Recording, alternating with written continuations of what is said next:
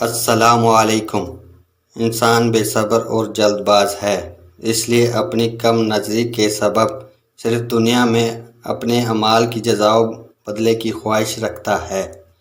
انسان اپنی کم علمی کی وجہ سے چاہتا ہے کہ یہ جو بھی اچھا یا نیک عمل کیا ہے اس کا ثواب اسی دنیا میں دولت و شہرت اور اسی دنیا کی عزت و کامیابی کی صورت میں حاصل ہو جائے، اور نہ ملنے پر مایوس ہو جاتا ہے۔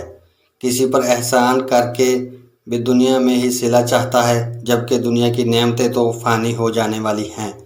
اللہ نے دنیا اور آخرت میں جزا و ثواب کا وعدہ کیا ہے۔ اگر دنیا میں کم ملا ہے یا نہ مل سکا تو بے شک اللہ آخرت میں اس کا بدلہ عطا فرمائے گا۔ انسان فانی دنیا میں اپنے اعمال کا صلہ مانگ کر خسارے کا سودا کرتا ہے، اور اللہ اسے آخرت کا دائمی صلہ بخشنا چاہتا ہے۔ اپنے لیے فانی چیزوں کی طلب کیوں کی جائے؟ کیوں نہ رب سے اس کی رضا، محبت، رب کا قرب اور رب کو ہی مانگ لے، کہ جب رب ہی مل جائے گا تو کسی چیز کی طلب نہیں رہتی۔